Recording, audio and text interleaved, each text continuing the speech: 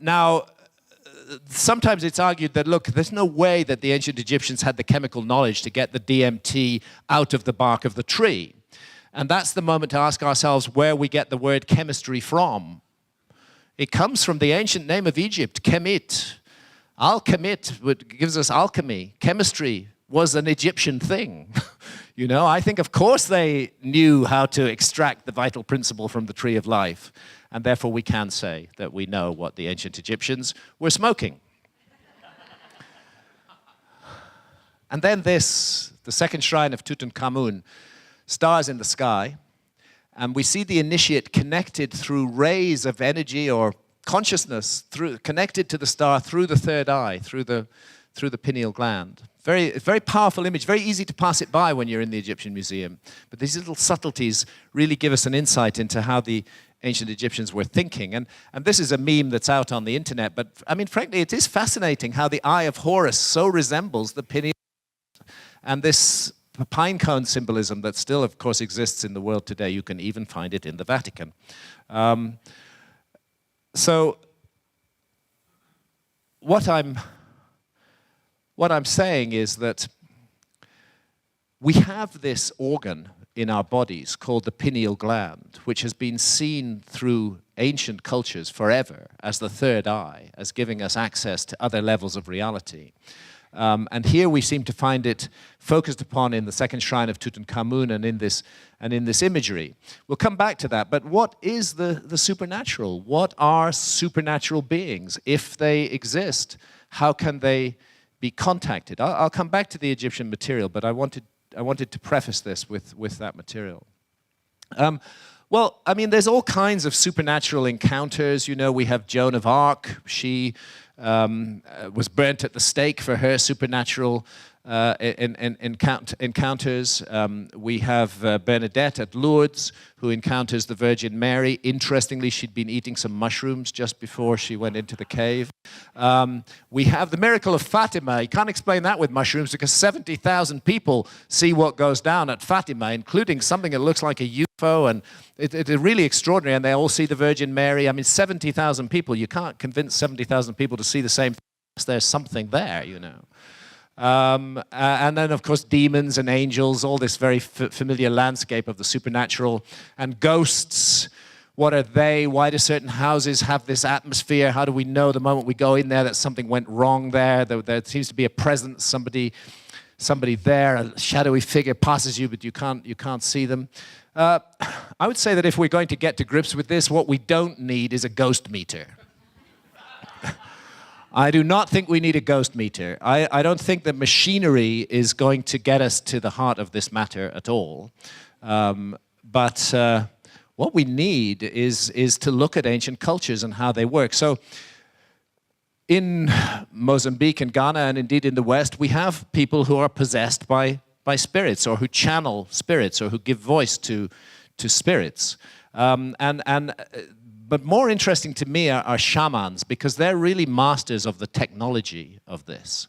Shamans are not possessed, they're not mediums, they don't use ghost meters, but they and their predecessors have developed a kind of, I would call it a psychic technology that makes it possible for them to make contact with what they certainly believe to be other realms and beings, the spirit world. And it's important to understand this. Shamanism is not fundamentally a body of lore. Shamanism or doctrine, it's a range of abilities and techniques built up through long practical experiences. Sometimes the shamanic gift is inherited, but the common factor is altered states of consciousness. If somebody claims to be in the business of shamanism and they're in the normal, alert, problem-solving state of consciousness, then I cannot define them as shamans. A shaman must enter trance in order to encounter the supernatural realm. And just a few examples. I mean, this is an Inuit shaman.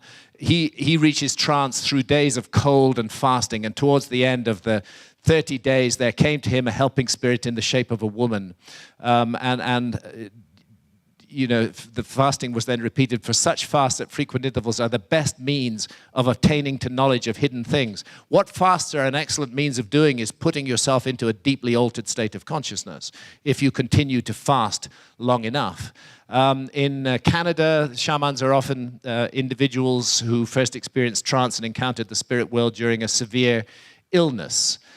In Siberia, I'm citing Mircea Eliade here, for the Altaians, the shamanic gift is generally hereditary. While still a child, the future shaman proves to be sickly, withdrawn, contemplative. When a young man in the family is subjected to epileptic attacks, that's often taken as a sign that he has the shamanic gifts. Actually, our English word shaman, which is used all around the world because it's everywhere now, it has a specific origin. The word shaman comes from the Tungus Mongol. And it means one who knows. And what happened was that European ethnographers encountered Tungus Mongol shamans, and then they realized that other similar ritual functionaries were found in many other societies around the world. So they're all called shamans now. So the purpose of the trance journeys amongst the Tungus, it was, quote, discovery of the future, curing the sick, transporting souls back and forth from the underworld and managing them there, sacrifice to spirits, including those of animal masters, and initiating new shamans. Quote, some shamans eat narcotic mushrooms and in their hallucinations visit the world of the spirits where they get answers to questions posed to them. It is not an accident that Father Christmas has the coloring of the hallucinogenic mushroom called the fly agaric. Far from it.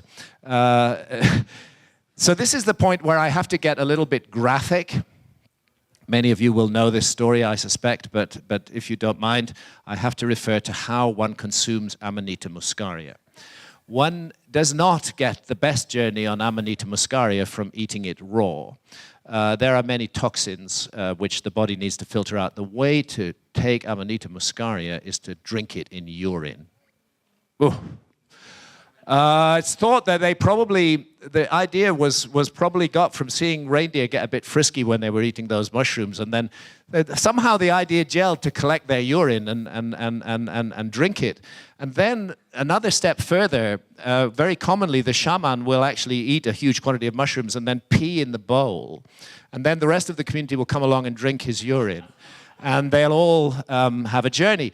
And actually this has been investigated scientifically, and it's been discovered that you can pass the active principle of Amanita muscaria through 7 human bodies before it loses its potency. So this is a rather curious matter. So there's a Tungus shaman in flight on his, on his supernatural reindeer, and there's Father Christmas. Even comes down through the smoke hole, just like the Tungus shaman does. Can this be an accident? I don't think so. There's a northeast Siberia shamaness. Again, she's in the colorful Father Christmas colors.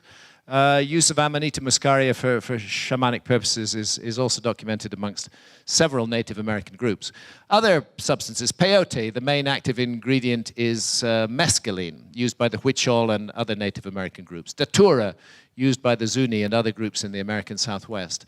It doesn't only have to be plants. I mean, the austerities, the infliction of pain, undergoing suffering, the sun dance. This is also a situation in which one can enter a deeply altered state of consciousness.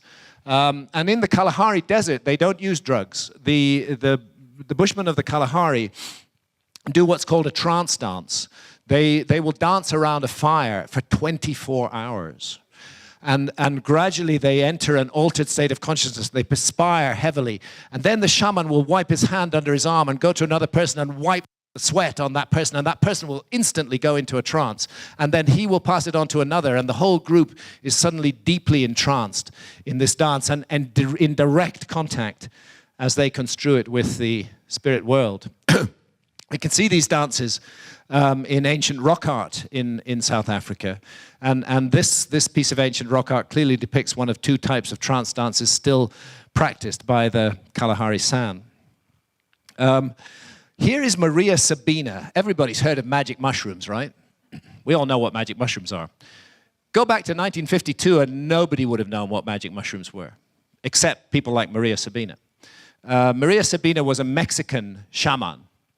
And she performed her work with mushrooms. And Gordon Wasson was tremendously interested in mushrooms. He wrote lots of books about mushrooms, and he went down to see her. And he participated in her mushroom ceremony, this is in the 1950s, and published it in Life magazine, May 13th, 1957, The Discovery of Mushrooms That Cause Strange Visions. That actually was the rediscovery of the psilocybin mushroom in the West. It had been completely lost from Western culture for a very long time. Iboga, the plant that enables men to see the dead. I've taken ibogaine. Excuse me. I do believe as a researcher that I have to, experience what I'm talking about. I'm not in a hurry to take ibogaine again. I was given it in the form of a pill. If I were to do it again, I would go to Central Africa and eat it with the bwiti. But I was given it in the form of a pill by a lady called Hattie in London who primarily works with drug addicts. Ibogaine is very effective at getting people off addictions to drugs. And I said I wanted to use it for consciousness exploration, and she said, okay. And she came along with a medical doctor, and they took over our house for 48 hours. Because there is some minor physical danger with iboga. And boy, I mean, that was just the worst 48 hours of my life. I felt like I'd been broken in pieces. It was truly the shamanic ordeal. I was just ripped apart and kind of rebuilt. My father had died just a few months before, and I hoped very much that I would have an encounter with him, because that is actually one of the reasons it's used in Central Africa, that a lot of us have unfinished business with the dead. We would like to talk to them one more time, to get, if only to say, I'm sorry, Dad, I wasn't there when you died, But I did have a fleeting encounter with my father. Fleeting. It didn't totally nourish me, but it was meaningful. Oddly enough, Santha sees him all the time when we're drinking ayahuasca together. And he comes and puts his hand on her shoulder, And then she keeps saying, go to Graham, he needs to see you. It's an extraordinary thing, iboga, but certainly not a pleasure in any way. It's an agony to take. These are the bwiti ceremonies. And now we're looking at the ayahuasca vine here, and the leaves of Psychotria viridis. Psychotria viridis is called chacruna in the Amazon, and it contains substantial concentrations of dimethyltryptamine, of DMT, that powerful hallucinogen. Now, the thing about the ayahuasca brew is that it is very ancient in the Amazon. There's archaeological evidence of the use of ayahuasca going back more than 4,000 years in the Amazon. It's a brew made of the Psychotria viridis leaf and the ayahuasca vine. And you can find it amongst just about every culture in the Amazon basin. And it's widely used, and it's called the vine of the dead, or the vine of souls. Again, it's about encountering the realms beyond this realm. If you were to, let me just see what my next slide is. If you were to make a brew consisting entirely of the Psychotria viridis leaves, it would have no effect on you whatsoever. And this is because of the enzyme monoamine oxidase in the gut, which neutralizes DMT on contact. But the ayahuasca vine contains a monoamine oxidase inhibitor. So when you cook the vine together with the leaves, you get orally active DMT. DMT is not normally orally active. And instead of getting a 12-minute rocket ship ride to the other side of reality, which is what smoked DMT is, no negotiation with smoked DMT. I've had a number of journeys with DMT. On one occasion, I enter this space and a voice says, "You're ours now." And I say, "Shit, yes, but only for 12 minutes. With ayahuasca, you're in there for 4 hours, but there's more negotiation. You can say enough, too much, pull back. You can open your eyes and often stop the visions. It's not the same as smoking DMT. It's a different experience. And in the Amazon, they say the real intelligence comes from the vine, from the spirit of the vine. And she is simply harnessing the light in the leaves to bring us, to communicate with us. So you end up with this, with this horrible tasting, foul, dark brew. It really is disgusting. Worst smell, worst taste on the planet. You brace yourself, to drink it, even when you smell it before you drink it, it's nauseating. Chances are you're going to throw up and have diarrhea during the night. You may have some very uncomfortable experiences. You may be reminded of issues in your life that you would prefer to forget about.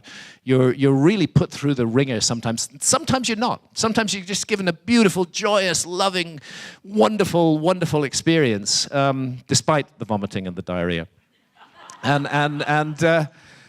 So I've had something in the range of 70 ayahuasca sessions since 2003.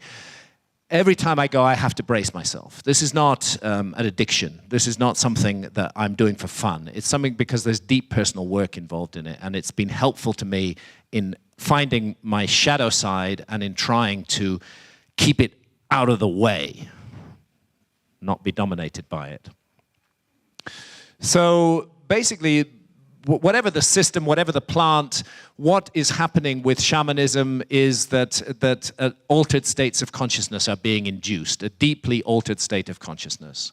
And there's the hypothesis that I want to put forward, that in the normal, alert, problem-solving state of consciousness required for successful functioning in the everyday material world, supernatural experiences are just not possible. If we're going to access these so-called supernatural realms and beings, we must first enter altered states of consciousness, trance states. And it can happen accidentally, but down the ages, it's the shamans of hunter-gatherer cultures who've mastered the deliberate induction of the required altered states. Some are able to alter their consciousness and enter trance states spontaneously, but the majority resort to a range of time-tested shamanistic techniques, most commonly the use of hallucinogenic plants.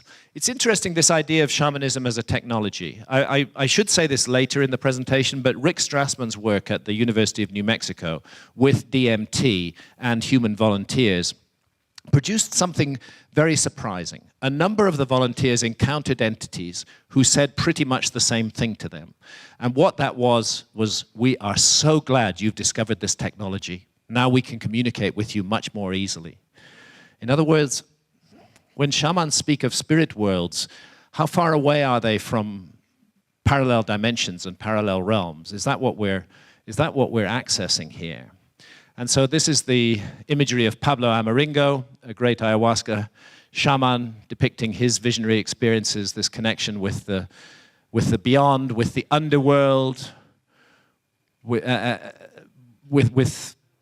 entities of light. The whole realm is just filled with magic and enchantment, and everything is intelligent. The animals you encounter, the trees, everything communicates and speaks with you. So for those who've not drunk ayahuasca, this is a pretty good representation of an intense visual ayahuasca experience. The other mystery is the universality of shamanistic experiences. From all parts of the world, all periods of history, shamans are reporting the same thing. It doesn't matter if they've encountered one another or not. They haven't, actually, but they're all saying the same thing. And in altered states of consciousness, it's very common for shamans to report encounters with intelligent supernatural entities, which are usually construed as spirits. Sometimes they take human form. More often they appear in the form of an animal or a therianthrope. That's a term I use a lot. It's from the Greek therion, which means wild beast, and anthropos, which means man. It's a beast creature, a beast-human creature, hybrid. And shamans of all cultures also report that they themselves transform into animals or therianthropes during their trance journeys in the spirit world. Shamans frequently claim to have been abducted by spirits to strange locations, sometimes in caves deep underground, sometimes underwater, sometimes in the sky. What's being depicted in this image is an individual being drawn down beneath the waters of the Amazon to a city that many in the Amazon believe exists, that lies beneath the waters of the Amazon, that they call Encante, enchanted, the enchanted city. And it's mermaids, part therianthropes, part fish, part human, that are drawing the soul down. Australian shamans, clever men of high degree, speak of celestial ascents to meet with the sky gods. You can see imagery in the Kalahari Desert of individuals climbing these threads up into the heaven, threads or ropes, and this is a very curious one, and it relates to testimony that's been given by the Bushman, that he's climbing up into what he calls a well of metal. in the sky, and it describes going through something metallic and getting inside it. The sand these days, unfortunately, they're extinct. There was a time until 1920 when the British authorities in South Africa could give somebody a license to hunt the sand for 50 British pounds. They were hunted like vermin. And the shamanic ordeal, the sense of being pierced, cut, dissected, surgically operated upon by spirits is very common for shamans. The pain and the trauma of initiation, but shamans go on to enjoy positive relationships with the spirit world. They frequently report having a wife or husband in the spirit world and the hybrid spirit children. They're taught useful knowledge of the properties and combinations of plants, healing remedies for the sick. A common theme is for the shaman to return from the spirit world with a sense of mission. Maria Sabina, in her psilocybin trances, encountered a spirit who thrust a book into her hands and instructed her to use it to do her work better and help people who need help and know the secrets of the world where everything is known. Maria was illiterate, but she suddenly realized that she was reading and she understood everything that was written in the book. In one moment, I learned millions of things. I learned and learned, but the spirit didn't let her keep the book. It stayed there in the spirit realm. The Huichol, again, they generate these incredible sort of discs and the sense of a connection and an encounter with other realms. So this is the moment where we come to the theme of contact in the desert, and I just want to give you perhaps a slightly different take on it, although it's not as different as it seems. What are aliens and UFOs and ET abductions?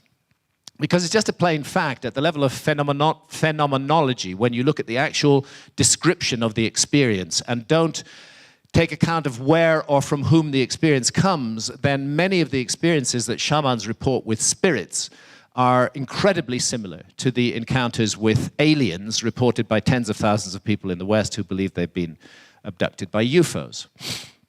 So we have a great dossier of evidence on UFO abduction phenomenon. John Mack, I was privileged to know him. He was a friend, remarkable psychiatrist at Harvard University. When he started taking UFO abduction reports seriously, Harvard tried to fire him. They said that this was absurd, and although he had tenure, they tried to fight him. And a great human rights lawyer called Daniel Sheehan defended him, and he won the case, and he kept his job at Harvard. But he said to me afterwards that it felt as though he had been banished to the epistemological wilderness. Nobody would speak to him. His colleagues would pass him in the corridors as if he did not exist, because he was such a heretic. Bud Hopkins, another great author on the UFO abduction research, David Jacobs.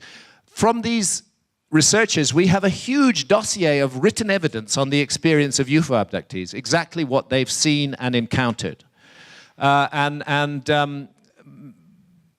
It's plain fact that the shaman's spirit, the spirits shamans encounter first appear in the form of animals, birds, or fish. But minutes before her abduction by small humanoids, Virginia Horton remembered talking with an intelligent gray deer and added there was a person inside this deer. Another American reports seeing a deer looking through her window just before she's abducted. In another case, the abductee sees a wolf standing clearly, squarely on her bed, and she remembers its fur and fangs. So John Mack summarizes his patient's reports. The aliens appear to be consummate shapeshifters, often appearing initially to the abductees as animals. Owls, eagles, raccoons, and deer are among the creatures the abductees have seen initially. And then again, we have this issue of shamans being floated up into the sky, climbing threads of light. In the apparently completely different domain of alien UFO abductions, you have the same thing. There's Andrea, reported that a line or thread of light extended from her navel to the beings who were abducting her. Another abductee, Arthur, saw a light like a thread, a spider's thread, that's lit, extending down from the night sky. And he was told, don't be afraid or the thread will break. And then he found himself in the air. So although the domains seem to be different, the experiences are incredibly similar. Shamans abducted underwater or into caves. Why that happens to UFO abductees too. Betty Aho is taken into huge crystalline caverns. Filberto Cardenas enters a tunnel beneath the sea. Carlos Diaz sees a UFO floating over his head. It was made of millions of small dots of light. I tried to touch the object, but my hand went through the yellow light. And then he felt disoriented, and suddenly the craft's inside a cave that was lined with stalactites and stalagmites. Here's this Kyrgyz shaman speaking of the shamanic ordeal, the piercings, the tortures that are inflicted on the shaman by the spirits, literally disassembling them and reassembling them, bizarre surgical procedures, spirits who insert stones and rock crystals and other objects into their bodies. Well, that, of course, is also very common in the UFO and alien abduction field. Joe believed that a small silver pill-shaped thing had been implanted in his brain. Sandra Larson is abducted by a UFO. Beings removed her brain and set it down beside her. Yakut shaman cited by Aliad, the spirits cut off his head, which they set aside. There's even bone counting is common between the shamanistic ordeal and the experiences of UFO abductees. Why would this be? Why would these similarities be there? Shamans constantly having sex with spirits. They have spirit children in the other world. They have spirit wives in the other world. I know a shaman whose wife has actually left him because of his affair in the spirit world. And again, UFO abductees report having sex with aliens and report having hybrid children with aliens and are re-abducted in order to nurture and nourish those children. I would say that we're looking at very similar experiences here. Given a book by a spirit, Maria Sabina. Betty Hill was also given a book by a spirit. Betty Andreasson was given a book. And in both cases, like Maria Sabina, they weren't allowed to take it back with them. And then the whole story of fairies and elves, and why are they so similar to aliens? And why do they have so much in common with aliens and spirits? And I want to pay tribute to another speaker here, Jacques Vallée. And if you have the opportunity to attend his workshop or talk, I strongly urge you to do so, because this man is an absolute genius. And he's the first person, as far as I've been able to establish, who drew the connection between fairies and aliens. And his book, Passport to Magonia, published in 1969, is just an absolute go-to must-read for anybody who is interested in this phenomenon. In my book, Supernatural, published in 2005, what I did was I, first of all, reported Jacques Vallée's material and pay full tribute to him, and then I go on to report what's happened since 1969, because that's when this book was published. And actually, the argument and the case just gets stronger and stronger and stronger with the recent evidence. So, some brief points. From the Middle Ages until the middle of the 20th century, fairies, just like spirits and aliens, were renowned and feared for abducting people. This was a real worry for people who lived in rural areas in Europe, that they were going to get abducted by the fairies. And you did not want to get close to the fairy dance. There are accounts of how it's very magnetic, it draws you to it. But if you touch it, if you come to the fairy dance and touch these fairies dancing in a ring, then in an instant you'll be taken into another world. And that's fairyland. and in fairyland you may be entertained. Buxom fairy wenches may amuse you, or handsome fairy men if you happen to be a woman.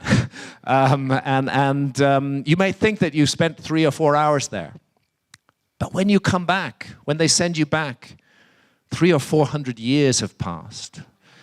Your village has completely changed. There's a vague memory of somebody who disappeared hundreds of years before.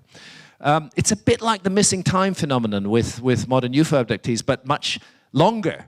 It's almost as though the technology behind this has got better, that they give us 5 minutes of missing time, not 500 years, you know. And that spinning, circling thing about the fairy dance, I'm just wondering, is that relate to flying saucers in some way, to UFOs? Are we looking at an earlier form of the same technology?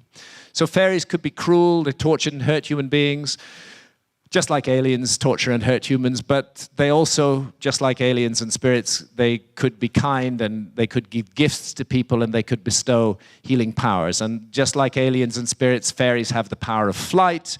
They make use of aerial vehicles, which are construed in that epoch as flying boats, flying castles, flying carriages, etc. Fairy abductions take place underground and into caves as well as in the sky. Interestingly, in both these fairy abduction scenes, we do see a mushroom. There's Amanita muscaria, and these are mushrooms too. I wonder what sort. Yeah, I mean, like aliens, like spirits, fairies take therianthropic form. They can become, they're part animal and part human. This is a woodcut from Holland, 14th or 15th century. Fairies dancing in a ring, and they are classic therianthropes. They have the head and horns of some kind of goat, and they have the bodies of human beings. Classic creatures of vision. Melusine, a feared medieval fairy, part serpent, part woman, feared for abducting human babies. There were many reports in 17th century Scotland of women being abducted to nurse fairy babes. They often described being brought to a grand lodging, sometimes on board a flying carriage, found themselves in an anonymous room with no exit, etc., etc. When the child is weaned, the nurse dies or is conveyed back or gets it to her choice to stay there. So I would say that we human creatures, interpretation is built into perception from the get-go. We can't see something without interpreting it. There's no such thing as random objective interpretation. We see it and we interpret it. And when we interpret it, inevitably we do so according to our culture, to the culture that we live in, that has informed our every move and thought since we were born. And what I would say is that whether we're talking about spirits, whether we're talking about aliens, or whether we're talking about fairies, actually what we're looking at is the very same ancient and long-lived phenomenon of human experience witnessed through different cultural spectacles by different peoples at different periods of history. So the question is, are such supernatural beings nothing more than hallucinations? Are they mere phantasms of the mind, just meaningless artifacts of altered states of consciousness? Or could there be something much more significant that modern science has only just started to grapple with? And the mystery of consciousness. Now, I'm going to put on a second talk. We'll continue with this, but this would be a moment if there are any questions. I would be happy to take some questions on where we've gone so far. Do we have any questions? Okay, go ahead. There's a mic somewhere in here. Yes.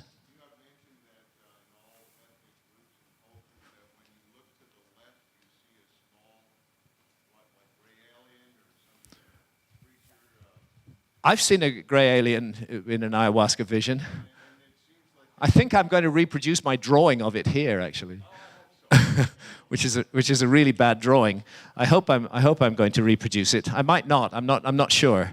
But I just in case I don't reproduce it. What happened was that I'm sitting on a bench in the jungle in the Amazon. I've taken a hefty dose of ayahuasca. I'm sitting there, we're under the open sky, there's trees around. I kind of look up and I see this face of a gray with segmented eyes like some kind of insect. And it's menacing and awful. And then there's another one. And then I see flying saucers. And I realize that they're going to abduct me. And I open my eyes wide and I say, no! Of course, I should have kept my eyes closed and said, yes. That's what I should have had the courage to do, but my courage failed me. So I may come to that story. Another question? Yes? You could prove it if you go under ayahuasca and tell a secret to the mother goddess, and someone else go under and have her give her that secret. Yes. And then that would prove the whole. You're absolutely right. There are ways to prove this. I have a couple of friends in Utah who, as a project, smoked DMT every night for a year. You don't get tolerance to DMT. Every night for a year, they'd go out into the desert and they would smoke the pipe. And then they would meet each other on the other side and actually journey through the parallel realm. They got so good at it. So you're right, there is scientific work that could be done with this. Information could be entrusted, and if it were retrieved by somebody else, then we would be in a very interesting situation of proof. So far, the scientific work is not being done. Rick Strassman found it difficult enough just to get permission to work with DMT in human volunteers. But to do it, and he had to persuade the authorities that there might be some therapeutic benefit that would come out of it. But to do it for actually the exploration of the mystery of life is something I don't see the Drugs Enforcement Agency authorizing. But it's a great thought. Yes? You're talking about what happens when we die. Yeah. So there's one of your colleagues that is on your show. It's from the Monroe Institute. Yes. Not my show. I don't have a show, but the Monroe Institute, of course, has done detailed investigation of this. And by synchronicity, Santha and I were discussing it yesterday. I want to sit in front of the psychomanteum, where you sit sideways onto a mirror and entities come out of the mirror and speak to you. So, but back to what happens after death. Yeah. Basically, what you said, there's no scientific evidence for near-death experiences. No, I didn't. I didn't say that. I just said that hardline materialist scientists will regard it as anecdotal and therefore worthless. I don't agree with their perspective. Okay, so in a near-death experience, what happens is whatever we believe. So when you have a near-death experience, The only problem is if I don't believe that that's what happens. If I don't, you know, I haven't finished saying what I was yeah, you're saying that if you would say that may be what happens, I'd be more receptive to it. What happens when we die is whatever's going to help. What happens when we're about to die is whatever is going to help us at that time. So we're going to receive information that we're going to interpret into our relative, the light or whatever. But we don't die. So what happens in a near-death experience is not what happens when we die. If we were to completely die, we would realize we were still existing, but not as ourselves, just as a bit of consciousness. Yeah, Now, I agree with you. the Monroe Institute, they actually rescue souls. They have workshops that people come and pay to come and sit and go find souls that haven't crossed over. Okay. That's very shamanic work, by the way. It's absolutely shamanic. Friends with Tom Campbell, who Right. helped Robert Monroe build that institute. Excellent. Well, I'm planning to visit it at some time reasonably soon. So we'll continue. These are some of the common forms in which aliens and spirits and fairies appear. So is it a coincidence that the oldest surviving cave art in Italy and Germany, France, Southern Africa, and recently in Indonesia as well, cave art that goes back almost 40,000 years, routinely depicts therianthropes, creatures that are part animal and part human in form. These are the diagnostic entities of vision. And they clearly belong to the same general type of supernatural beings described as spirits by shamans, as aliens by modern Westerners, and as fairies and elves in the European Middle Ages. Could there be a connection? This is Chauvet Cave in France, and we see a bison man here. And indeed, bison men are found all over the painted caves for thousands and thousands of years. When we go closer to the Chauvet figure, which is about 32,000 years old, we see that bison man is actually straddling a woman.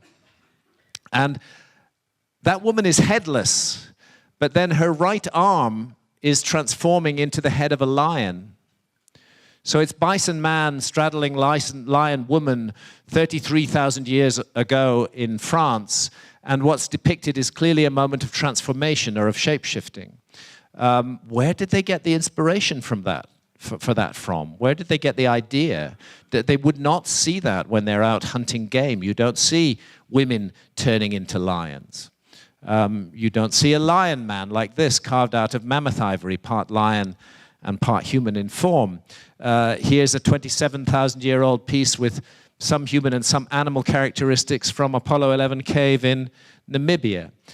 Here from the Cederberg in South Africa, thought to be about 4,000 years old, perched on a zigzag, humans transforming into antelopes. In the Drakensberg, 8,000 or 9,000 years old. These two figures, human bodies, but they have the heads of antelopes, of elands, as a matter of fact. And then this one has got two feathers growing out of his back, as though he's about to sprout wings and take flight. And this one, all this lumpy stuff around his upper body, that's actually two serpents that are wrapped around his upper body, and each of the serpents has also got the head of an antelope. Well, I mean, it's way out, and you definitely don't see that in daily life. So we have to ask ourselves, why is this imagery, this kind of imagery, coming up again and again in rock and cave art all around the world? There's the sorcerer in Trois Frères, 17,000 years old, part owl, part wolf, part stag, part human being. And then you have these flying vessels, you know. We can say this is flying from the sand rock art because there's birds up in the sky above it. And then on the cave walls, the painted caves in Europe, you find these odd-looking things that archaeologists have never been able to explain what they are. But actually what they look like a lot is the flying saucers that Pablo Amaringo painted in his ayahuasca visions. Actually, Pablo Amaringo passed away. I did have the privilege of knowing him. When I got permission to use his images, I spoke with him directly several times, and I asked him why his ayahuasca imagery is so full of pictures of flying saucers, and what's going on. Is this beings who are coming here from other planets to interact with us? And actually what Pablo said was very interesting. He said, no.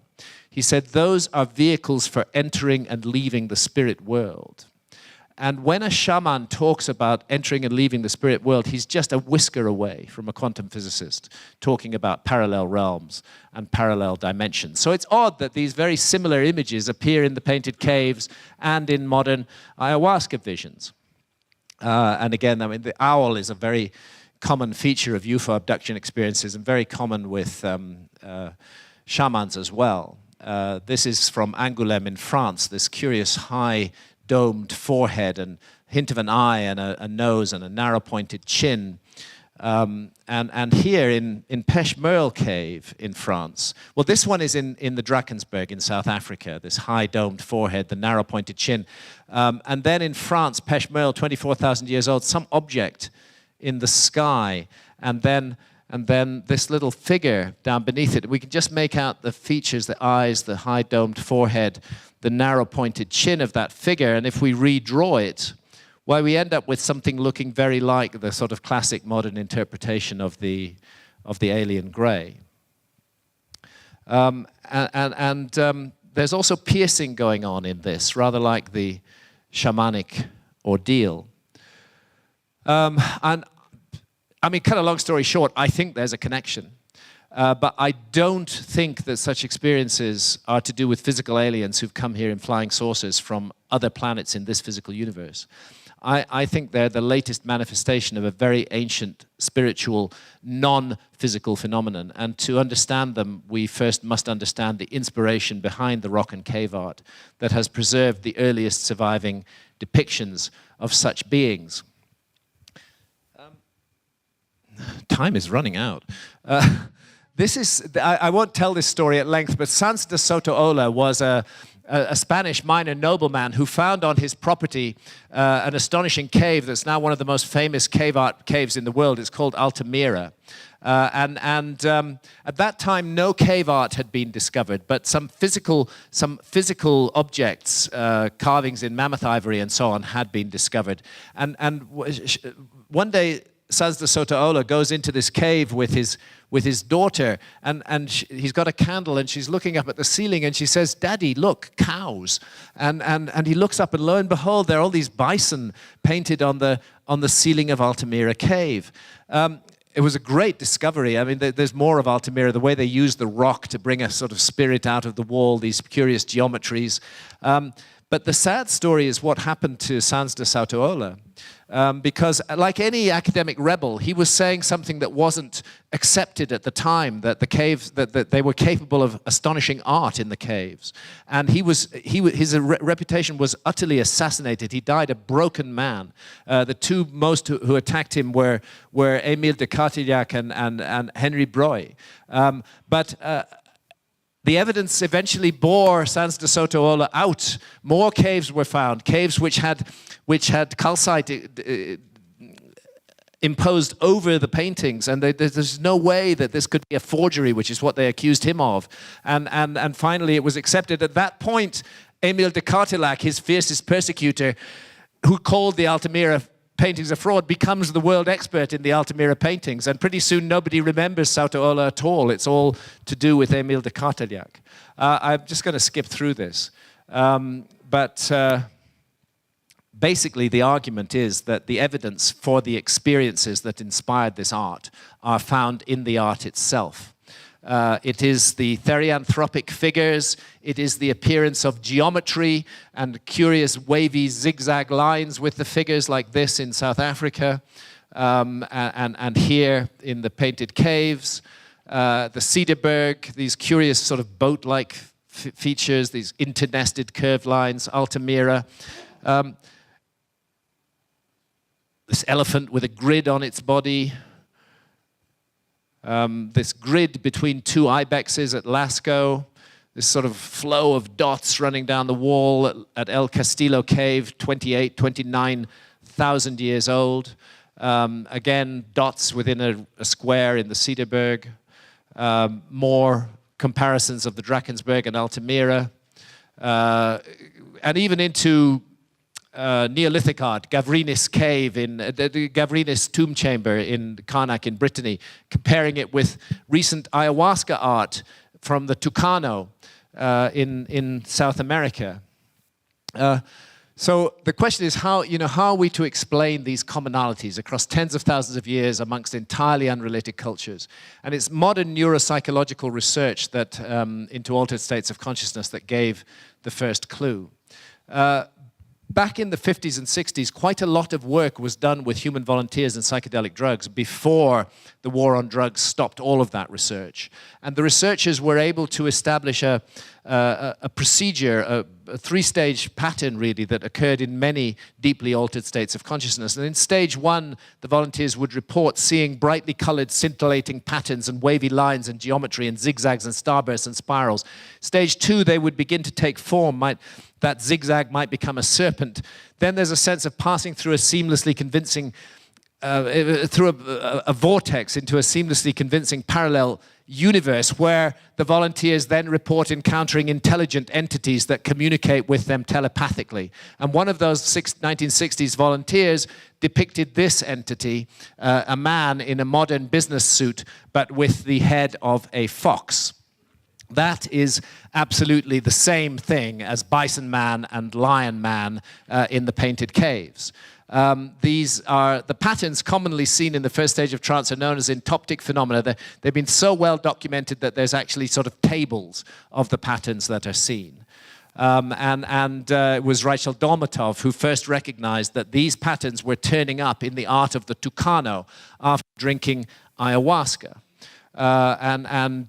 Indeed, virtually identical patterns. It seemed that an unexpected universal pattern of brain imagery had been revealed with Western volunteers and Amazonian Indians seeing the same hallucinatory patterns. And it's Professor David Lewis Williams at the University of Witwatersrand who really made the solid scientific breakthrough in this field. And before speaking of him, I must pay absolute tribute to the late, great Terence McKenna and his amazing insights in his book, Food of the Gods, where as was so often the case, Terence was far ahead of his time.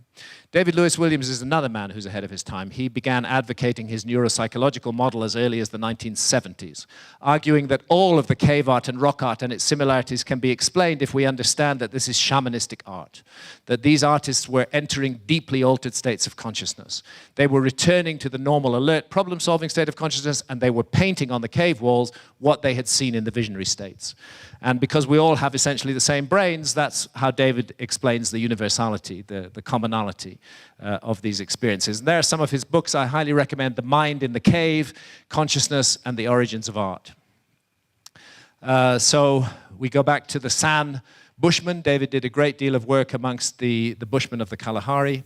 And then the Kozo shamans in the California Great Basin, if I'm correct. Kozo shamans often lived alone in the periphery of villages. The ritual usually began with stress, then a dream, a door like opening into the rock, and we know what Kozo rock art is about, that it's describing these visionary trance experiences because before Kozo culture was completely destroyed, Western ethnographers talked with Kozo shamans, and they got the picture. This is the interesting thing. Entoptic phenomena, Western volunteers with psychedelic drugs. San rock art in South Africa. essentially the same images. Koso rock art, essentially the same images. Upper Paleolithic art, essentially the same types of images. We can't go back and interview an Upper Paleolithic artist. They're all gone. But it's pretty clear that they're confronting the same kinds of experiences that are being documented in these other cases.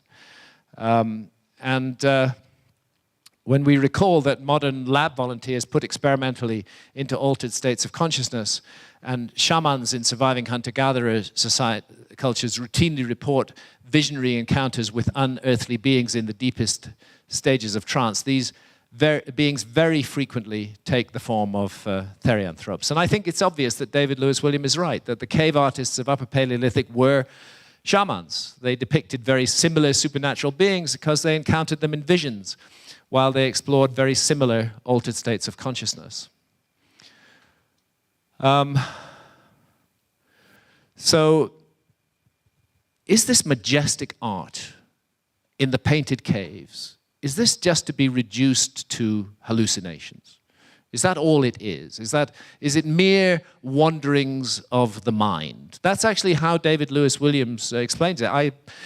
When I interviewed him, I asked him, have you ever taken a psychedelic yourself? He said, no, never, and I'm never going to. I don't want to fry my brain. He said, the research is enough for me to draw upon. I get his point, but you know, he sees it as a trivial thing, really. It's not significant, the experience, even though it leads to this majestic art. But how can we explain that something so beautiful, which touches the soul so deeply as the rock and cave art of antiquity, could have arisen out of human experiences that are fundamentally trivial and worthless and without transcendent meaning? And why is it also that the creation of these meaningless images appears to coincide in the archaeological record with the single greatest leap forward in the evolution of human behavior? That's when our ancestors become recognizably modern humans in the way they behave. They're fully symbolic. They're leaving art. They believe in life after death. They bury food and grave goods with their deceased. Everything changes. Their stone tools get better. It's just a huge leap forward. So, you know, are we just a rather unusual African ape? We're only 1.4% of genetic difference from gorillas. This is the evolutionary tree from the last common ancestor with the chimpanzee 6 million years ago to anatomically modern humans today. I call it 6 million years of utter and intense boredom. I mean, they didn't invent stone tools until about 2.5 million years ago. But once they'd invented them, they stuck with them without any change for the next million years. So they're passing down cultural information, and they're completely incapable of innovation or lateral thinking. They're locked in a rut, their particular technology. And when they do introduce a change, slightly better tools, they stick with that for 1 million years as well. Very dull. You would not want to have dinner with them. And then art begins to appear. The earliest is 100,000 to 77,000 years ago, this geometric pattern from Blombos Cave in South Africa, shell beads. And then between 40 and 30,000 years ago, you get this explosion of astonishing art all around the world. Which accompanies this huge leap forward in human behavior. And you enter the majestic cathedrals of the painted caves of France. This is Lascaux.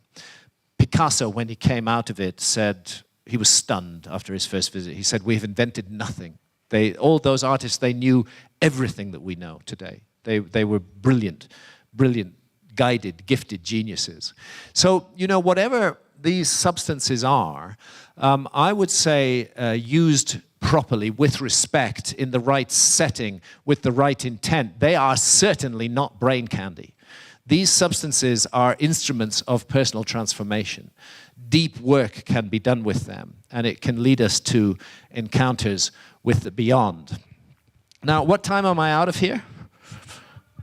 Okay, well, I'm going to just rush on to the next presentation, and then which I'll try and get through really rapidly, and then we'll do more questions.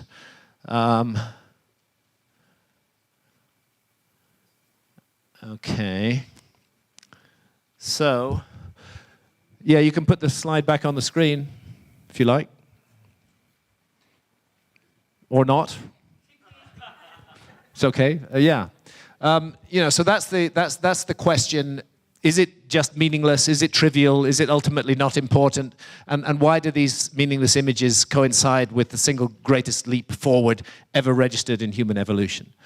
You know, hallucinations are conventionally explained as absolute trivia, repressed memory items arising within the brain itself, somehow derived from previously recorded perceptions, combination of cortical arousal and impaired or distorted information input. But what fragments of what memories and which recorded perceptions? Where do we get this stuff from that is manifested in all of this art? It's hard to believe that there's some sort of brain module for that. Could we be looking at something real but not properly understood? Is it, I mean, to cut to the chase, is it that what these substances are doing and what the various techniques of entering altered states of consciousness are doing is retuning the receiver wavelength of the brain so that we tune out of channel normal and pick up some of the other channels that are equally real, that are broadcasting to us all the time, that we're normally shut off from them. So here's the inventor of LSD, or the discoverer, Albert Hofmann, talking about reality and how it's inconceivable without an experiencing subject, without a receiver, an ego in whose deepest self the emanations of the exterior world become conscious. It's often in the propaganda said that, you know, if you take LSD, it'll shorten your life.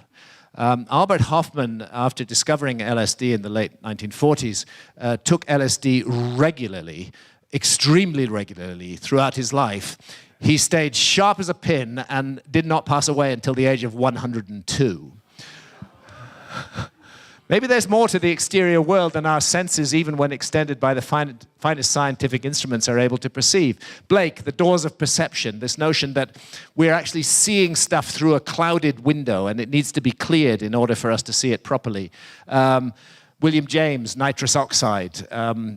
No account of the universe in its totality can be final, which leaves these other forms of consciousness quite disregarded. Huxley sees the brain as a reducing valve. It's primarily there to cut out senses and experiences. And he sees the psychedelics as gratuitous graces that allows the reducing valve to be lifted and allows more of reality to come through to us.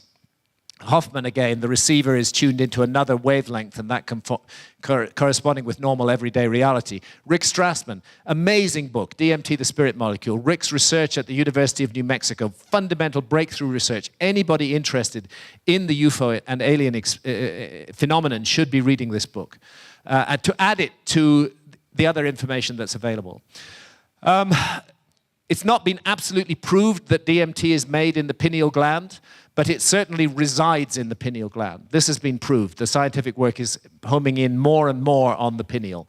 All of us in this room, every one of us is illegal. We all have DMT in our bodies. It is the only known endogenous psychedelic that the human body produces, mostly in subpsychedelic quantities. So it's found in blood, plasma, urine, cerebrospinal fluid. We don't know its function. But the pineal gland in evolutionary older animals, such as lizards and amphibians, it's called the third eye. Actually, it possesses a lens, a cornea, and a retina. In humans, it's sunk much more deeply into the brain. It is no longer reactive to light, but maybe it's still forming the function of an eye. Maybe DMT is the lens on that eye that enables us to gain access to other levels of reality and other vibrations that are normally closed off to us. Widely found in nature, DMT-bearing plant. I'm just going to run through this. All kinds of ways of taking DMT. That's how they do it in the Amazon. They blast it up your nostrils. DMT snuff. Whoa. All these anadenanthera snuffs. I'm just having to rush through all of this. Before it was found in nature, DMT was synthesized by a British chemist. It became illegal in the US in 1971. It's actually very similar in structure to serotonin, but it has dramatic effects at the perceptual level. Alex Gray's paintings again and again feature typical DMT imagery, and very often you see eyes looking at you with DMT. So that's one of Alex Gray's paintings is on the cover of Rick Strassman's book. And just a few details from Rick's volunteers. This time I quickly blasted through to the other side. I was in a void of darkness. Suddenly beings appeared. They seemed pleased we'd discovered this technology. I went directly into deep space. They told me there were many things they could share with us when we learned how to make more extended contact. Another volunteer knew that we weren't alone in the universe. I thought the only way to encounter them is with bright lights and flying saucers in outer space. It never occurred to me to actually encounter them in my own inner space. Take this seriously. This may be a way of communicating with entities beyond, more effective than the ones we're using now, where we confine ourselves entirely to the physical model. Another volunteer, they were clinical researchers probing into my mind. They were sort of long fiber optic things. Carl sees a lot of elves. Ben has something inserted into his left forearm. Lucas sees a space station below him and to the right. He sees entities in the space station. They were doing some kind of routine technological work, paid no attention to me. That's my awful drawing of the grey that I found. I've told you that story already. These encounters were just very frequently reported by Rick's volunteers, but we know that they were not physically abducted because they were on a hospital bed in the University of New Mexico. What appears to have been abducted was their consciousness. Their consciousness was abducted. And Rick, feels surprised. That's when he looks at his notes, seeing how many of our volunteers contact with them or other beings. At least half did in one form or another. And Rick freely admits that he has such a hard time with these stories because they challenge the prevailing worldview and my own. They are certainly not coming from the prevailing worldview, because before any UFO abduction experiences were reported, this gentleman conducted research with DMT and human volunteers, and they reported exactly the same kinds of encounters.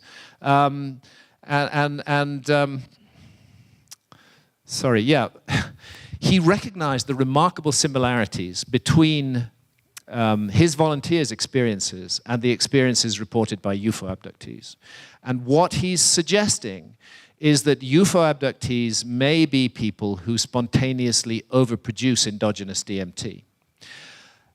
He is not saying that that makes the experiences unreal. Quite the contrary. He's at pains to emphasize that in his view, the experiences are absolutely real.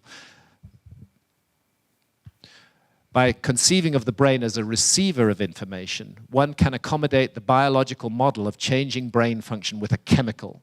At the same time, it allows for the possibility that what is being received, while not usually perceptible, is consistently and verifiably existent for a large number of individuals. It may indeed reflect stable, freestanding, and parallel planes of reality.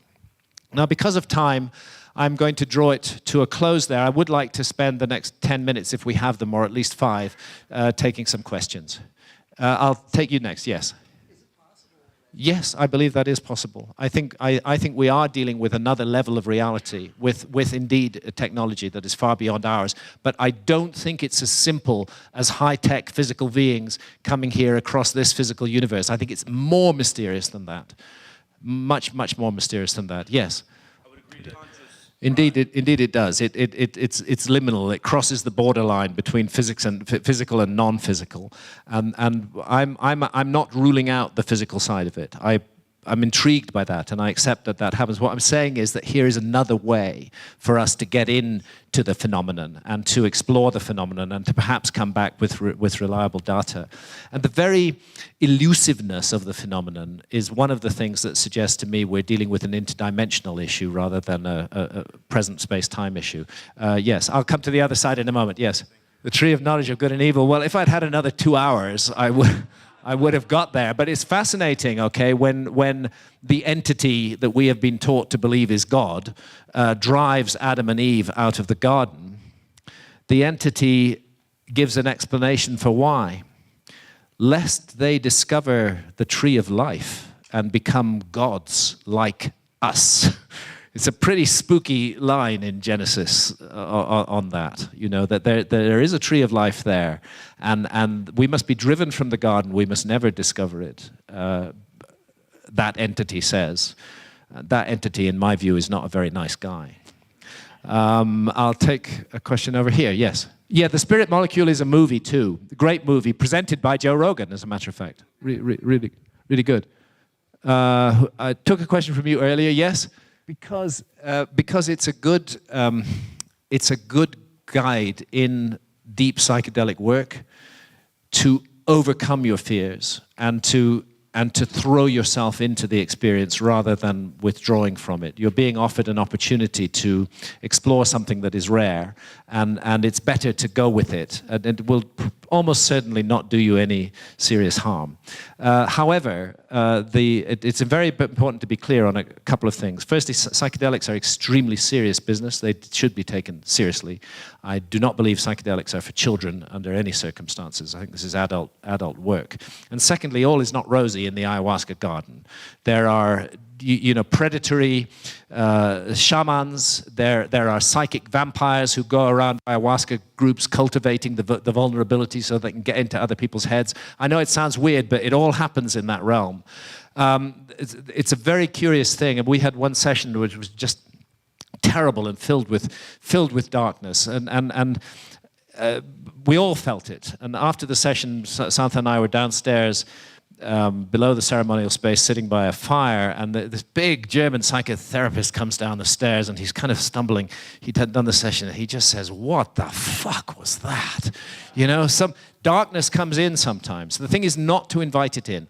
That's the role of the shaman, is to protect the space, and that failed on that night. To keep the vile stuff out and to bring in what is good, and where you're vulnerable because you can't access the good side if you keep your shields up. You have to bring them down. No more questions this side? Yes. I think there is, and I think the study of chakras again is to do with vibrations and levels of encounter. I think we're again looking at an ancient science that got to grips with this kind of experience in a way that we're just absolutely infants in doing. A rose by any other name is still a rose. I think of course we must be cognizant that words carry power, and one of those words is drugs. I do prefer to refer to ayahuasca as a medicine for the soul. I think that's what it is. But at the end of the day, a thing is what it is, regardless of what we call it. And many of the other psychedelics that are sort of written off as drugs by the mainstream are also, can be, if rightly used, incredibly beneficial. Yes.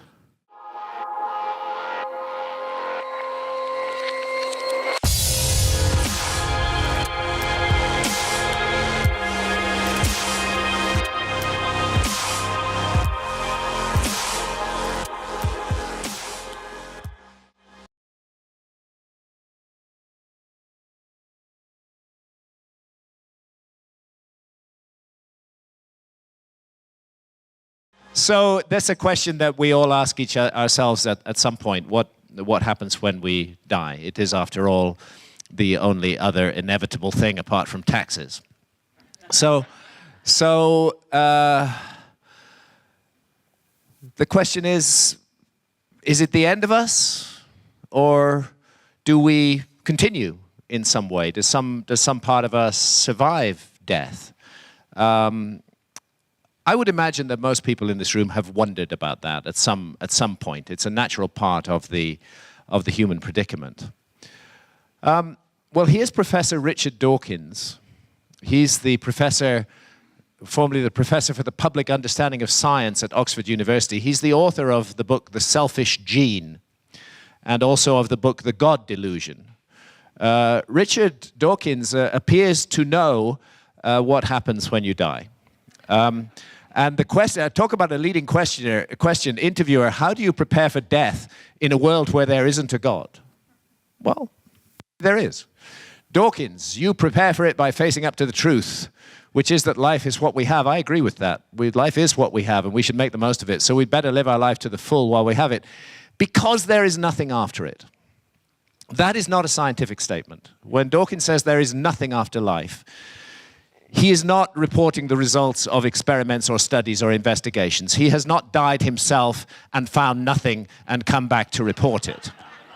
What he's actually doing is expressing his own religious faith, which is a dark and rather miserable faith in nothing. There is nothing, there is no purpose, there is no meaning, there is no transcendent goal.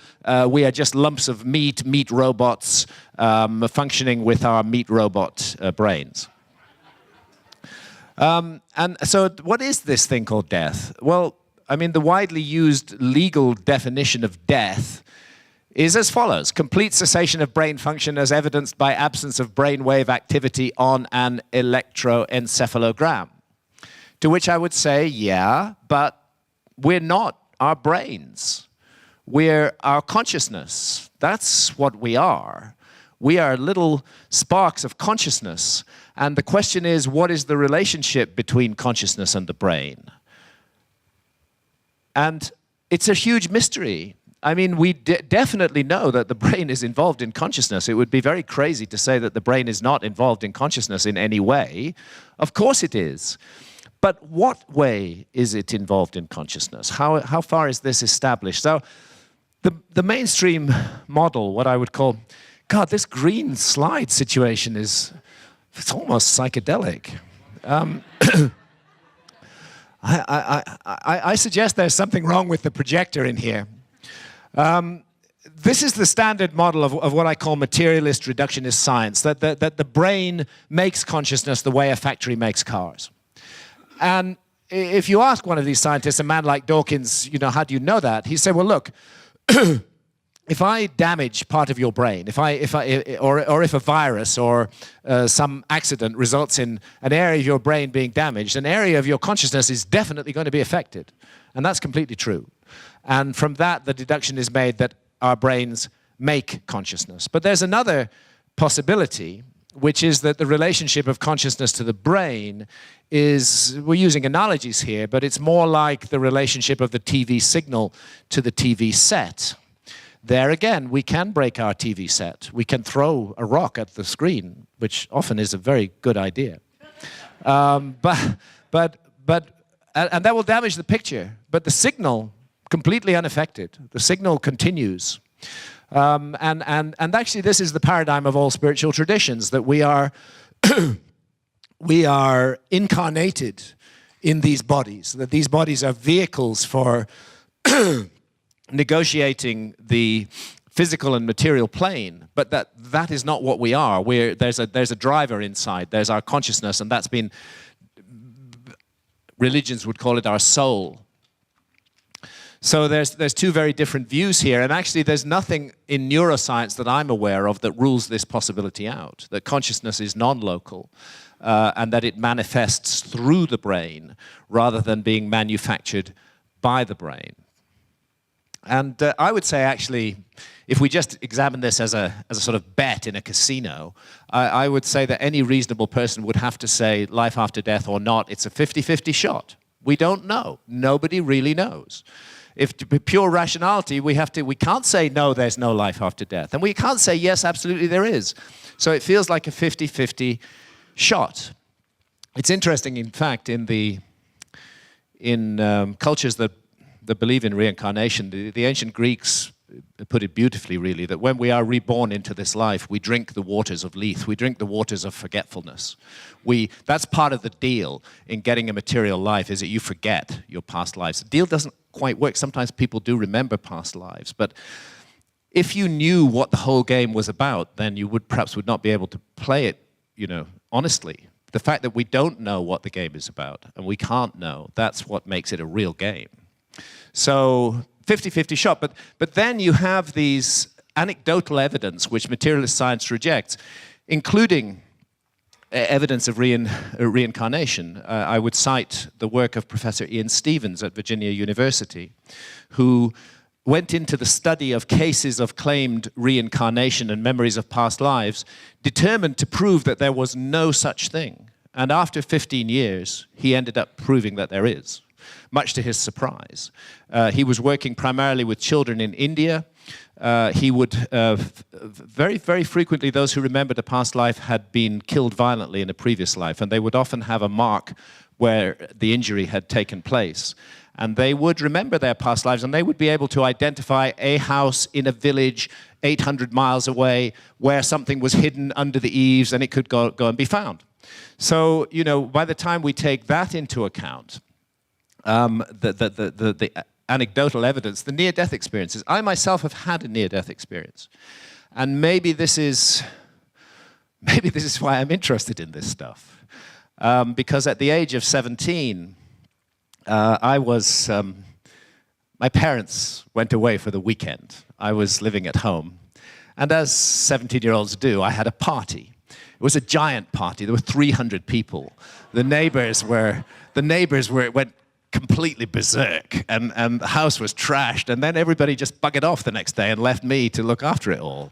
So I'm going around, I'm cleaning up the house, the whole day passes, I got the Hoover, I've done everything, and then towards the evening, I'm in the kitchen, I'm in bare feet, I'm washing dishes in the sink, and I get this irrational urge to make sure that the refrigerator is plugged in properly. So I reach down my hand without looking, and during the night, the back of the plug has been broken off.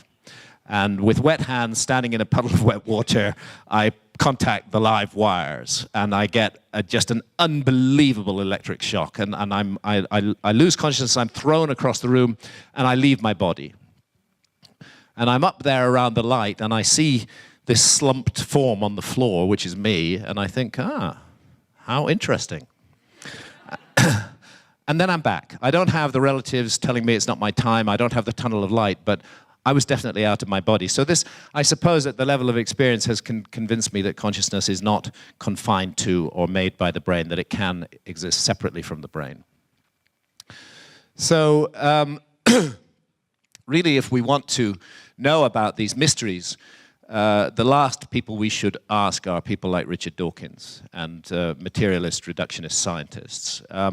Better that we go and see what the ancient Egyptians have to say about this. They, after all, devoted their best minds for 3,000 years to the mystery of life after death. That's what ancient Egyptian culture is all about.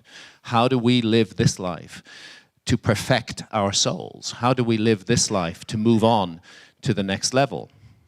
They absolutely believed in reincarnation, but they believed in something beyond the physical realm as well. And you can see this in the amazing art of ancient Egypt. This is the god Osiris that we're seeing seated on his throne here. And Osiris undergoes a death. He is murdered by his rival, his brother actually, Set, and 72 conspirators, and his body's hacked into pieces, and it's reassembled and revivified through the magic powers of Isis, the goddess Isis.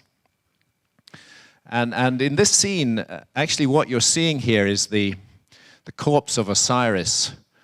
Sorry, the red dot is not showing up, but the corpse of Osiris is lying here. And hovering above his phallus is a swallow or a bird, sometimes a different species of bird, and that is the goddess Isis. And she has assembled the dismembered parts of Osiris, and she is now going to receive his seed and give birth to the divine child, Horus. And every pharaoh saw himself as the Horus king and believed that on his death he would be transmuted to become one with Osiris in the heavens. And with the Great Pyramid, you know, it's supposed to be a tomb and a tomb only as far as Egyptologists are concerned. And it's supposed to be the tomb for this little chap down here. That's the only surviving statue of Khufu. It's 2 inches high. So it's hard to imagine that a man who left no surviving statues of himself apart from one that's 2 inches high had such a gigantic ego that he would build this thing as his tomb. 481 feet high, you know, 6 million tons, 13-acre footprint, perfectly aligned to true north. Maybe it's something other than a tomb. There is this piece of graffiti up in what are called the relieving chambers, right at the top of, above the king's chamber in the Great Pyramid. And that piece of graffiti it does bear the name of Khufu. And for this reason, Egyptologists have been convinced that Khufu built the pyramid. There's in fact compelling evidence that that is a 19th century forgery, not a genuine piece of ancient graffiti at all. Apart from that, there's just no other inscriptions in the Great Pyramid. It's completely bare. It doesn't speak in written language to us. It speaks in another kind of language. So this photograph. And by the way, I want to pay tribute to my wife, Santha, whose photographs are being butchered by the light in here. and for all the amazing adventures we've had together. Thank you for being a great photographer and wise guide. So this is a double exposure, and on the right, what we're seeing is the Great Pyramid. But on the left here, what we're seeing is the tomb chamber of the Pyramid of Unas. Unas is a pharaoh of the 5th dynasty. Two things happen when you go from the 4th dynasty to the 5th dynasty. The quality of pyramids radically falls. The Great Pyramid is unique. It's right there, massive and unexplained. The next dynasty, they're just little heaps of rubble. But inside them are these amazing writings and images of stars on the walls, and the walls are completely covered in hieroglyphs. And those hieroglyphs, beautiful to look at in themselves. This is giving the name of the pharaoh Unas, and it's amongst other things expressing the hope that he has perfected himself as a soul and that he will become one with Osiris in the heavens, that he will live the life of millions of years. And actually, these are called the pyramid texts because they were found inside the pyramids of the 5th and 6th dynasty. But they're the earliest in a body of literature that goes all the way down through the ancient Egyptian story. So the pyramid texts are the oldest. Then we have the coffin texts. Why? Because they're written inside the coffin lid. Then we have the Book of the Dead. The Book of the Dead is typically papyrus scrolls that are placed within the chest cavity of the mummy. And then we have the book of what is in the Duat. The Duat was the ancient Egyptian afterlife realm through which they believed they must undertake a perilous journey after death. And the book of what is in the Duat describes that journey in great detail. Get a chance to go to the Valley of the Kings, go to the tomb of Thutmose IV. It's a long climb up to it, then you enter, there's a deadfall covered by a bridge now, and then you get into the tomb chamber, and the whole text of the book of what is in the Duat is inscribed around the walls of that tomb chamber. So the ancient Egyptians believe we must make this journey. It's through a kind of weird parallel universe. At one level, it's definitely in the stars. It's associated with stars. But at another level, it's three-dimensional, physical. It's got corridors, it's got passageways, it's got galleries, it's got gates. There are monstrous creatures at the gates. You must be able to answer the questions that they ask you. You must be prepared. Very like the Tibetan Book of the Dead in many ways. What's happening is that all the wrong you've done in your life, you're projecting as you go through that journey, in a sense. And on this terrifying journey, the jackal-headed mortuary god Anubis would sometimes act as a guide and companion of the soul. And just notice that in Seti's hand, because this is the pharaoh Seti I, that in his hand is clutched the Ankh, the symbol of immortal life. And on the walls down into the tomb chamber, you can actually see this three-dimensional representation of the Duat with this corridor system and a rising corridor and then another corridor there. So when we look more closely at these corridors, this is from the tomb of Thutmose IV, these diagrams, these images here. Very, very cartoon-like, actually, in a way. They're sort of stick figures rather than the fully executed figures, but they're entirely symbolic. But what's interesting is that this doesn't appear to be symbolic. It's this rising gallery, which is just astonishingly like the Grand Gallery in the Great Pyramid. And, of course, a boat is the means of travel through the waterways of the Duat, and it's not therefore an accident that a gigantic boat lies buried beside the Great Pyramid of Giza. This is the subterranean chamber, deep, 100 feet vertically beneath the floor of the Great Pyramid. And these are some shots from the 19th century of just how spooky and dark and weird this place used to look. It's approached through a corridor that slopes down at 26 degrees, runs more than 300 feet down into this subterranean chamber, which is 100 feet vertically beneath a monument that weighs 6 million tons in a country that suffers from earthquakes. It's a terrifying place to get when the lights go out, but also instructive. This corridor has a little gap in it, and actually that gap leads to what's called the well shaft, another passageway that runs all the way from this corridor and joins it up to the base of the Grand Gallery. I mean, it's astonishing, really, how they did that, how they managed to join these two up, and the fact that the subterranean chamber is exactly placed dead center on the mass of the Great Pyramid. So this is the corridor cut out of rock that you sort of go down to get to it. And then again, these rising corridors, and just to make my point, today it's lit. When it was not lit, it was a much more terrifying place. The Queen's Chamber, I really hate what this projector is doing to Santa's slides. And the Grand Gallery, again, this is the Grand Gallery, and I suggest that that is what is depicted in the book of what is in the Duat. Going up to the King's Chamber, this whole arrangement of corridors, of passageways above the King's Chamber resembles the Jed pillar, which was another symbol of immortality, the backbone of Osiris. And you eventually get up into this chamber right at the top with these huge blocks. I mean, that's another talk, but each of those blocks weighs 70 tons, and they're 350 feet above the ground. And there's actually hundreds of them.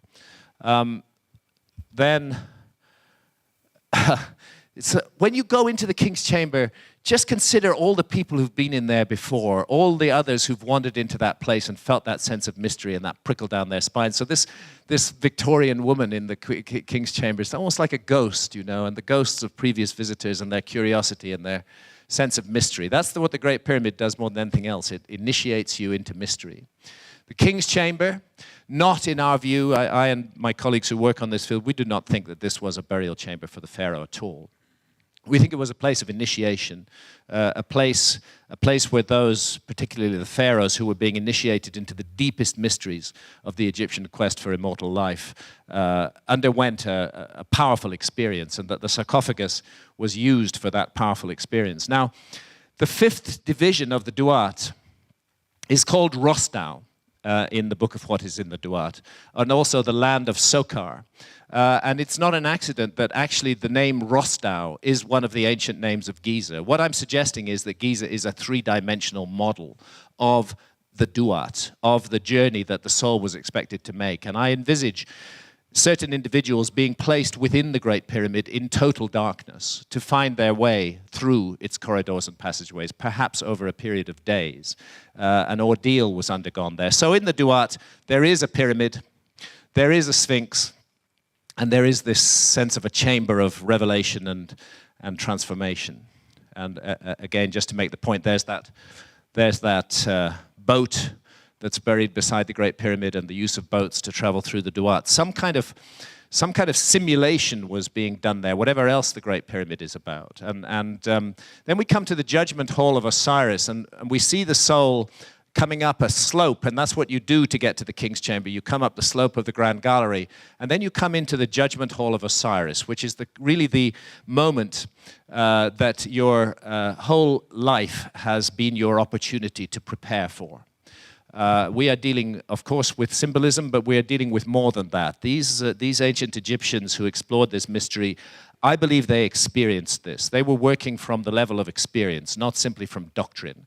And what they're saying is that, as they depict it, is that here's the soul being brought into the Hall of Maat. That's one of the names for it. The goddess Maat wears this feather on her headdress, and that is the feather of truth and justice and cosmic harmony. And the other name for this hall is the Judgment Hall of Osiris, because at the other end of it is seated the god Osiris in judgment.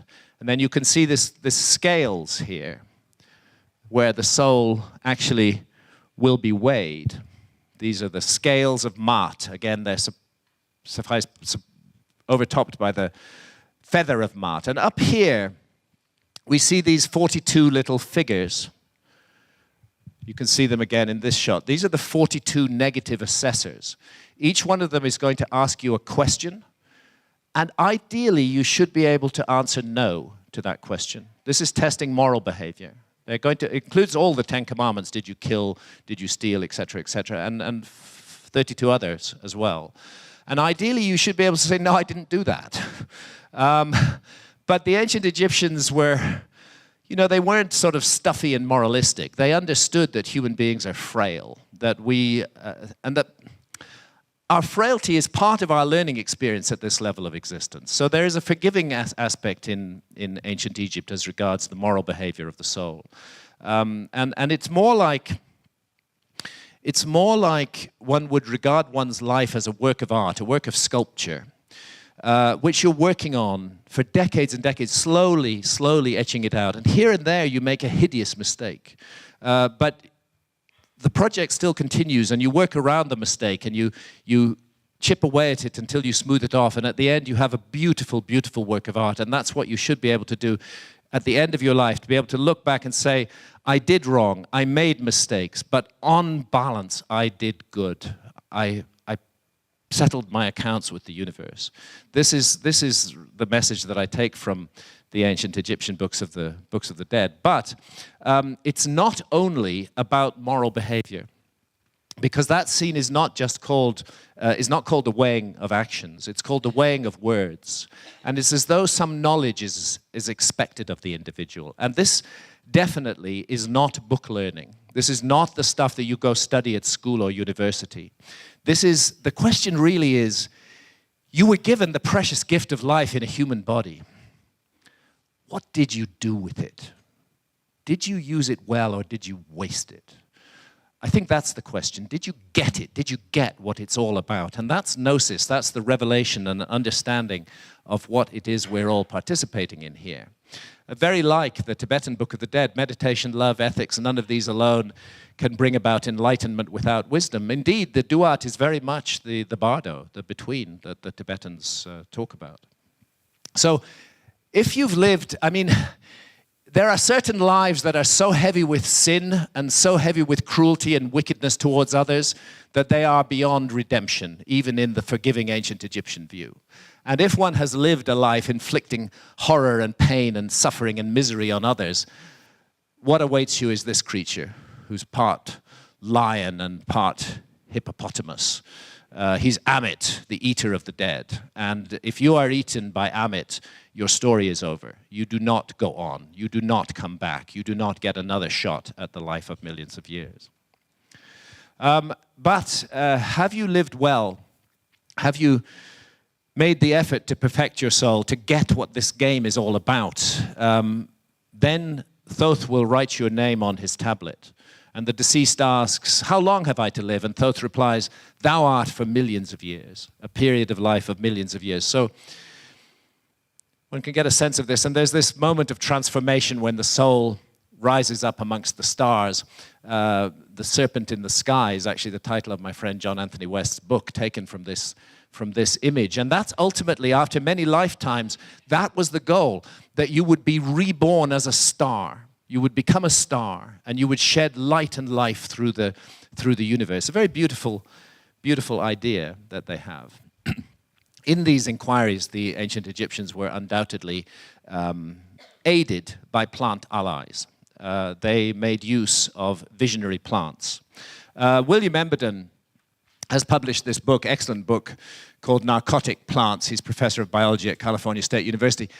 I don't like the title because most of the plants are not narcotics, actually. They're more of the line of psychedelics. That's what we're talking about here. And he does address that in the book. It's just a pity that this is the title of the book. Amongst other plants that are shown, the datura plant is shown in many scenes. I don't have that slide with me, but it's interesting how the blue water lily is featured again and again. And you can sometimes see the pharaoh sniffing the beautiful aroma of the blue water lily. But as anybody who's worked with plants knows, the blue water lily is got something else going for it. It's a visionary plant. And when it's tinctured into wine, it can produce quite a powerful psychedelic journey. And so it's interesting that traces of a liquid extract from the blue water lily were discovered in alabaster jars stored in the annex of Tutankhamun's tomb. The only reason to tincture it in wine is to use it as a visionary substance. And then here we have the Pharaoh Seti I. This is on the wall of the Temple of Karnak in Upper Egypt. Here's the Pharaoh Seti I, and here's the god Thoth. And again, Thoth is writing something. What he's writing is the name of Pharaoh Seti I on the tree of life. This is the tree of life because Seti I has been justified in the judgment. And what is interesting is that the tree of life has been identified by my good friend Dennis McKenna. Dennis is the brother of Terence McKenna, the late, great Terence McKenna. And Dennis is a full-fledged ethnopharmacologist teaching at the University of Minnesota. Visionary plants are his thing. And he's identified this as Acacia nilotica, which turns out to be... which turns out to be a tree that's rich in dimethyltryptamine, the most powerful hallucinogen known to man.